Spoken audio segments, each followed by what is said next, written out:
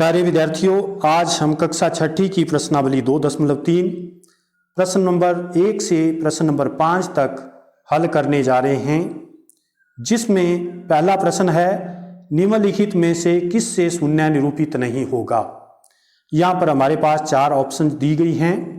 Option A है 1 जमा शून्य, ऑप्शन बी है 0 गुणा 0, ऑप्शन सी है 0/2, ऑप्शन डी है 10 - 10/2। तो हम देखते हैं ऑप्शन ए जो कि 1 जमा 0 के बराबर दी है। 1 जमा 0 होता है 1 के बराबर, क्योंकि किसी भी संख्या में हम 0 को जोड़ते हैं तो हमें वही संख्या प्राप्त होती है। अब इसके बाद है 0 गुणा 0 जो कि किसके बराबर होता है 0 के, क्योंकि 0 से हम किसी भी संख्या को गुणा करते हैं तो 0 ही प्राप्त होगा। ऑप्शन सी है 0/2। 0 को जब हम 2 से भाग करते हैं तो 0 ही प्राप्त होगा, क्योंकि 0 को हम किसी भी संख्या से भाग करते हैं तो 0 ही प्राप्त होता है। इसी प्रकार 10 - 10 10 - 10 जो कि 0 होता है बटा 2, 0/2 जो कि किसके बराबर होगा 0 के बराबर। तो यहाँ हम देख रहे हैं ऑप्शन बी, सी तथा डी तीनों ही ऑप्शन 0 को निरूपित करती हैं।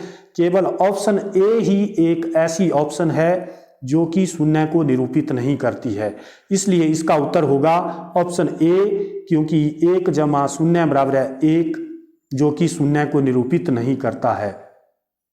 अगला प्रश्न है यदि 2 पूर्ण संख्याओं का गुणनफल 0 है तो क्या हम कह सकते हैं कि इनमें से एक या दोनों ही 0 होने चाहिए। उदाहरण देकर अपने उत्तर की पुष्टि कीजिए। हल इसका दिया है 2 संख्याओं का गुणनफल 0 होता है यदि इनमें से कम एक संख्या 0 हो या दोनों ही संख्याएं 0 के बराबर हो। इसको हम देखते हैं उदाहरणों की सहायता से। कुछ उदाहरण यहाँ पर दिए गए हैं।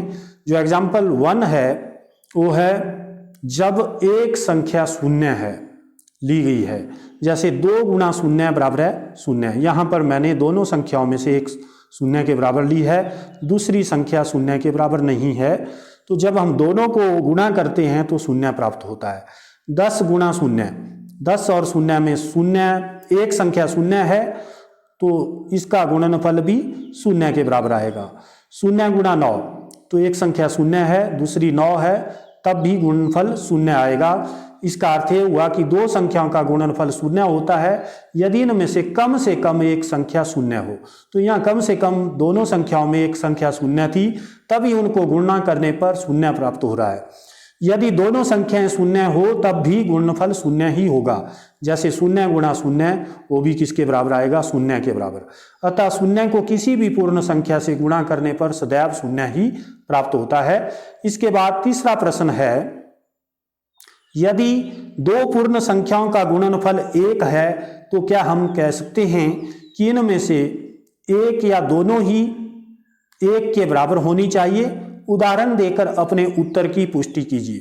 तो यहाँ पर हल दिया गया है पूर्ण संख्या 1 को किसी भी पूर्ण संख्या के साथ गुणा करके परिणाम 1 प्राप्त नहीं किया जा सकता। तो हम देखते हैं कि जैसे हम 15 को 1 से गुणा करते हैं तो 15 ही प्राप्त होता है। 5 को 1 से गुणा करते हैं 5 ही प्राप्त होता है। 8 को 1 से गुणा करते हैं तो 8 ही प्राप्त होता है। इसका अर्थ ये हुआ कि किसी भी संख्या से हम 1 को गुणा करते हैं तो वही संख्या हमें प्राप्त होती है। यदि दोनों संख्याएं 1 हों, अगर पहली संख्या भी 1 है दूसरी भी 1 है, तब हमें उत्तर जो है 1 प्राप्त होगा। 1 गुणा 1 बराबर है 1। यदि दोनों संख्याएं 1 हो तो गुणनफल 1 होगा। अगर दोनों संख्याओं में से एक संख्या 1 है परंतु दूसरी संख्या 1 के बराबर नहीं है तो गुणनफल 1 प्राप्त नहीं होगा। तो यही यहाँ पर पूछा गया था कि क्या इनमें से एक या दोनों ही 1 के बराबर होनी चाहिए। यदि 2 पूर्ण संख्याओं का गुणनफल 1 है तो अगर 2 संख्याओं का गुणनफल 1 है तो हम कह सकते हैं कि इन दोनों में से दोनों संख्याएं 1 के बराबर होनी चाहिए। 2 पूर्ण संख्याओं का गुणनफल तभी 1 होगा यदि दोनों पूर्ण संख्याएं 1 1 के बराबर होंगी, तभी इनका गुणनफल 1 प्राप्त होगा।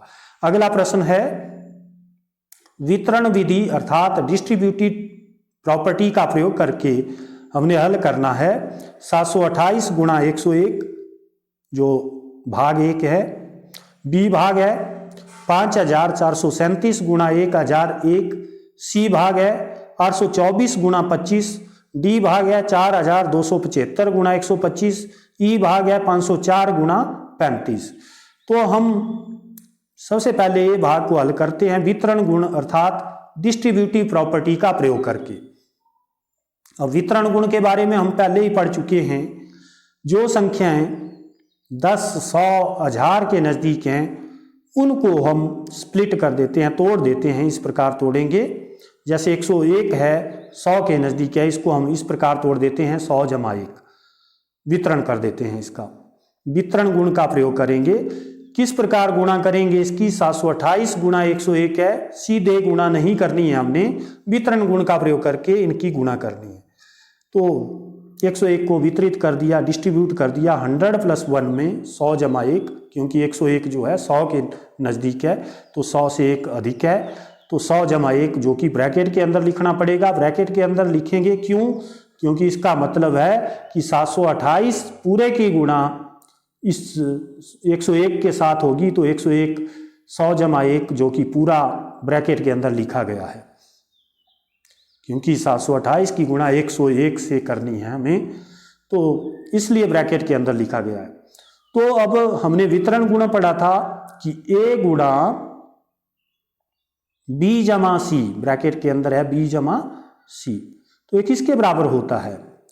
जब हम ब्रैकेट खोलेंगे इसका अर्थ है a की गुणा b से b, जो ब्रैकेट के अंदर टर्म्स हैं दोनों के साथ इस a की गुणा होगी अलग अलग। पहले a की गुणा b से a गुणा b जमा a गुणा c, a गुणा c। तो ये हमने वितरण गुण पढ़ा था, a गुणा b जमा c ब्रैकेट के अंदर है, तो a गुणा b जमा a गुणा c। तो डिस्ट्रीब्यूटिव प्रॉपर्टी इसी का हमने यहाँ पर प्रयोग करना है। 728 गुणा 100, पहले 728 गुणा 100 जमा 728 गुणा 1, 728 की 1 के साथ गुणा। तो 728 गुणा 100 जब हम करते हैं, 100 में 2 शून्य हैं, इसको लास्ट में वैसे ही लगा लेंगे। बाकी 728 गुणा 1 करते हैं, तो 728 एकम 728 के साथ 2 शून्य जुड़ जाती हैं, तो ये बन जाता है लास्ट में 2 शून्य लगा देते हैं हम, तो ये बन जाता है 72,800 जमा 728 गुणा 1 728। जब हम इन दोनों को जोड़ देते हैं तो ये बन जाता है 73,528। अब इसमें बी पार्ट है 5,437 गुणा 1001, तो हम यहाँ देख रहे हैं 1000 के नज़दीक है, इसको लिखा जा सकता है 1000 जमा 1, 5,437 गुणा 1000 जमा 1। अब यहाँ भी वही वितरण गुण का हमने प्रयोग करना है। 5,437 की गुणा पहले 1000 से, 5,437 गुणा 1000, फिर बीच में जमा का साइन है, जमा 5,437 गुणा 1, इस प्रकार हम इसको लिखते हैं। तो 5,437 गुणा 1000 जब हम करते हैं, पहले हम गुणा करेंगे इन दोनों की, फिर जोड़ने का काम होगा बाद में, इन दोनों की हम गुणा करके फिर जोड़ेंगे। तो 5,437 गुणा 1000 करते हैं, तो 1000 में 3 जीरो हैं, लास्ट में हम वैसे ही लगा देते हैं, और 5,437 एकम 5,437 अंकों की गुणा करते हैं, और लास्ट में 3 जीरो वैसे ही लग जाएगी। तो बन जाएगा 54,37,000 जमा 5,437 गुणा 1, ये बन जाएगा 5,437। जब दोनों को जोड़ा जाता है तो ये बन जाता है 54,42,437। इसके बाद अगला पार्ट है सी पार्ट है 824 गुणा 25। तो 824 गुणा 25 है, यहाँ 25 को हम तोड़ देते हैं 20 जमा 5 में, इस प्रकार लिखते हैं 20 जमा 5 ब्रैकेट के अंदर, क्योंकि 824 की 25 के साथ गुणा होनी है, तो 824 को लिखते हैं, 824 गुणा 25 को लिखते हैं 824 गुणा 20 जमा 5 ब्रैकेट के अंदर। तो जब हम इसको हल करते हैं तो बन जाता है 824 गुणा 20 जमा 5, दोबारा वितरण गुण का प्रयोग करेंगे। 824 की पहले 20 से गुणा, 824 गुणा 20 जमा 824 की फिर 5 से गुणा 824 गुणा 5। तो इस प्रकार हम इसको लिखते हैं a गुणा b जमा c, जो पीछे फॉर्मूला यूज हुआ है, बराबर है a गुणा b, पहले a की b से गुणा, जमा, बीच में जमा का साइन है तो जमा का लगाएंगे, माइनस का है तो माइनस का, a गुणा c, जमा a गुणा c, a की पहले b से गुणा, जमा a की c से गुणा, जमा a गुणा c। इस प्रकार हम इसको लिखते हैं। तो 824 गुणा 20 ये बन जाता है 16,480, जमा 824 गुणा 5 बन जाता है 4,120। 16,480 जमा 4,120, जब इन दोनों को जोड़ देते हैं हम तो बन जाता है 20,600, 20,600। इसी प्रकार अब डी पार्ट है इसका 4,275 गुणा 125। अब 125 100 के नज़दीक है, इसको हम स्प्लिट कर देते हैं 100 जमा 20 जमा 5। तो 4,275 गुणा 100 जमा 20 जमा 5 को ब्रैकेट के अंदर लिख लेते हैं, तो ये बन जाता है 125। 100 जमा 20 जमा 5, मतलब इसी से हमने इसकी गुणा करनी है। अब यहाँ फॉर्मूला था a गुणा b जमा c ब्रैकेट के अंदर, यहाँ जो फॉर्मूला बनेगा वो इस प्रकार बन जाएगा a गुणा b जमा c जमा d, क्योंकि यहाँ 3 संख्याएं आ गई जिनका योग हो रहा है ब्रैकेट के अंदर।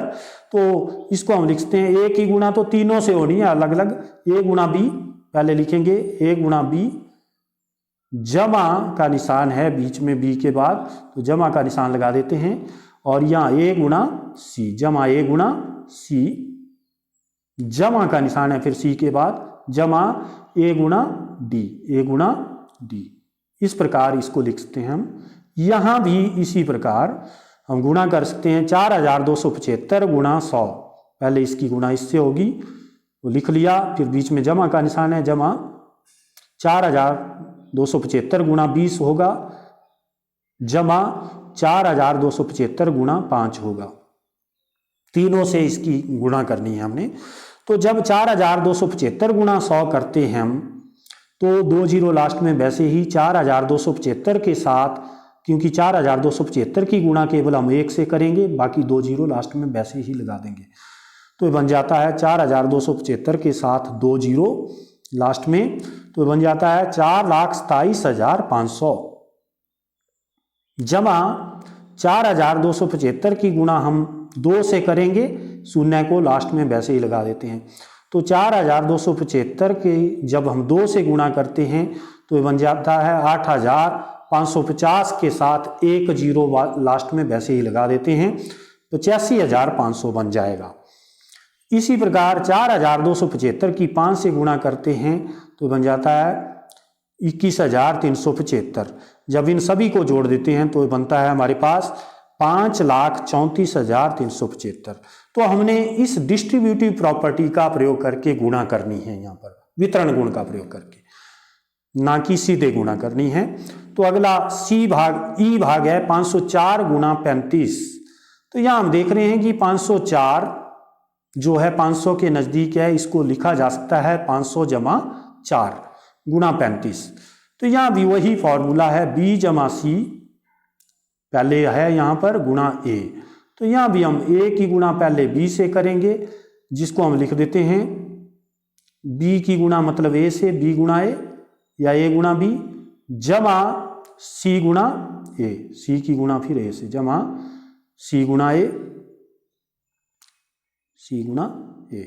तो यही हमने यहाँ पर किया है, b गुणा a मतलब 35 की गुणा 500 से, क्योंकि ब्रैकेट के बाहर 35 है, इसकी गुणा पहले 500 से होगी, फिर जमा, बीच में जमा का निशान है, जमा 4 गुणा 35, 4 से 35 की गुणा होगी। तो वितरण गुण का डिस्ट्रीब्यूटिव प्रॉपर्टी जिसको बोलते हैं हम, उसका हमने यहाँ पर प्रयोग किया है, डिस्ट्रीब्यूटिव प्रॉपर्टी का, डिस्ट्रीब्यूटिव प्रॉपर्टी पहले पढ़ चुके हैं हम, इसका प्रयोग करते हैं हम यहाँ पर। तो बन जाता है 500 गुणा 35। तो हम इसकी गुणा भी कैसे करेंगे, 35 की गुणा केवल हम 5 से करेंगे, लास्ट में अंत में जो 2 शून्य हैं वैसे ही लगा देते हैं। तो 35 गुणा 5 हो गया 175, और उसके साथ 2 शून्य लगा देते हैं लास्ट में, तो बन जाता है 17,500 जमा 4 गुना 35, तो 5 चौक 20 असल 2, 4 तियाँ 12 और 2 14, 140। जब इन दोनों को जोड़ा जाता है तो ये बन जाता है 17,640, 17,500 जमा 140, इन दोनों को जब हम जोड़ते हैं तो ये बन जाता है 17,640। इस प्रकार वितरण गुण का प्रयोग करके हमने इन प्रश्नों को हल किया है। इसके बाद अंतिम प्रश्न है इसका 5वां प्रश्न, निम्नलिखित प्रतिरूप का अध्ययन कीजिए। यहाँ पर जो प्रतिरूप दिया है उसको अध्ययन करना है और अगले 2 चरण पूछा है कि अगले 2 चरण लिखिए। क्या आप कह सकते हैं कि प्रतिरूप किस प्रकार कार्य करता है? तो इसको हम देखते हैं कि जो पहली लाइन है प्रतिरूप में 1 गुणा 8 जमा 1 किसके बराबर है? 9 के बराबर। तो हम यहाँ देख रहे हैं 1 की गुणा इकाई सिंगल अंक था, इकाई के स्थान पर 1 था और गुणा की हमने 8 से। 1 गुणा 8 पहले हम गुणा करेंगे फिर जोड़ते हैं, 8 एकम 8 जमा 1 9। इसी प्रकार अब यहाँ 1 के स्थान पर क्या आ गया? 12। कैसे? क्योंकि इकाई के स्थान पर अब हमने अंक 2 ले आए और पिछली संख्या दहाई के स्थान पर लिख दी, दहाई, और दहाई के स्थान पर 1 जो पीछे इकाई का अंक था उसको बना दिया दहाई का अंक और यहाँ आगे 1 अंक और जोड़ दिया इकाई के स्थान में, तो ये बन जाता है 12। अब यहाँ 1 था, यहाँ बन गया 1 2 मतलब 12, 1 2 3 इस प्रकार 1 2 3 4, 1 2 3 4 5 आप देख रहे हैं गुणा 8 से हो रही है हर एक जगह। तो और जोड़ क्या रहे हैं हम? जो इकाई का अंक है उसी को जोड़ रहे हैं। इकाई का अंक यहाँ 1 2 3 इस प्रकार हैं, 4 5, यहाँ भी 1 2 3 4 5 इनको हम जोड़ रहे हैं, 1 2 3 4 5 जोड़ रहे हैं। यहाँ इकाई के स्थान पर 1 2 3 4 5 था। तो जब इसको हल करते हैं हम 1 गुणा 8 8 एकम 8 जमा 1 9, इधर 12 गुणा 8 12 8 96 जमा 2 98, तो आप इसमें देख रहे हैं 123 गुणा 8 जमा 3 987। तो प्रतिरूप में आप देख रहे हैं कि ये जो संख्याएं आ रही हैं इसमें 9 था, यहाँ 98 बन गया, मतलब घटते क्रम में अगर अंकों को अरेंज करते हैं हम 9 के बाद 8 98 9 8 7 इस प्रकार लिखते हैं तो 987, 7 आ गया फिर 6 आ गया फिर 5, लास्ट अंक क्या आएगा? यहाँ 9 था, यहाँ 8, यहाँ 7 6 5 इस प्रकार घटते क्रम में हम लिख रहे हैं अंकों को 9 8 7 9 8 7 6 9 8 7 6 5, तो ये बन जाता है 98,765 जब इसको हल करेंगे। तो इसी प्रकार यहाँ 1 2 3 4 5 अंक बढ़ रहे हैं आगे को, इधर 1 था 1 2 हुआ 1 2 3 1 2 3 4 1 2 3 4 5, आगे क्या आएगा? 1 2 3 4 5 6 आ जाएगा, यहाँ गुणा 8 जमा 6 बराबर है, यहाँ क्या आ जाएगा? 9 8 7 6 5 4 आ जाएगा, मतलब 9,87,654 आंसर आना चाहिए।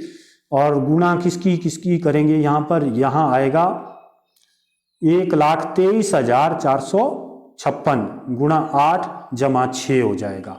तो अगले चरण में तो हम देखते हैं ये किस प्रकार होगा। अगला चरण जो होगा यहाँ पर देखो 6 आ गया इकाई के स्थान पर, 1 2 3 4 5 6 मतलब ये संख्या बन गई है 1,23,456 गुणा 8 से ही हो रही है हर जगह, जमा इकाई का अंक यहाँ 6 है उसी को जोड़ रहे हैं। तो यहाँ हमने देखा था कि 9 8 7 6 5 था, अब अगला अंक क्या आ जाएगा? 4 जो उससे छोटा है, तो ये संख्या बन जाती है 9,87,654। तो इसको अगला जो चरण होगा, अगले 2 चरण पूछे हैं। अब यहाँ इकाई के स्थान पर 6 था, अब 7 आ जाएगा अगला अंक। इसी प्रकार 1 2 3 4 5 6 7 गुणा 8 जमा इकाई का अंक जो लास्ट में है उसी को जोड़ रहे हैं हम 7 को। तो ये क्या बन जाती है संख्या? ये बन जाती है 12,34,567 गुणा 8 जमा 7। तो इसको हम चेक करते हैं कि इसका आंसर यही आता है या नहीं। हम किसकी गुणा करेंगे? 12,34,567 गुणा 8, पहले 8 से गुणा करेंगे क्योंकि गुणा भाग पहले होता है बोर्ड मास नियम के अनुसार, फिर प्लस माइनस लास्ट में, प्लस 7 बाद में करेंगे। 8 7 56 का 6 हसल 5, 8 6 48, 5 53 असल 5, 8 5 40 और 5 45, असल 4, 8 चौक 32 और 4 36, असल 3, 8 तियाँ 24 और 3 27, असल 2, 12 8 96 और 2 98, और इसमें जोड़ना है हमें 7 जमा 7। जब इसको जोड़ते हैं हम 7 6 13, असल 1 3 1 4, आगे वही अंक आ रहे हैं 5 6 7 8 9। तो ये जो संख्या आ गई 98,76,543, वही संख्या यहाँ पर सॉल्व करने पर आ रही है।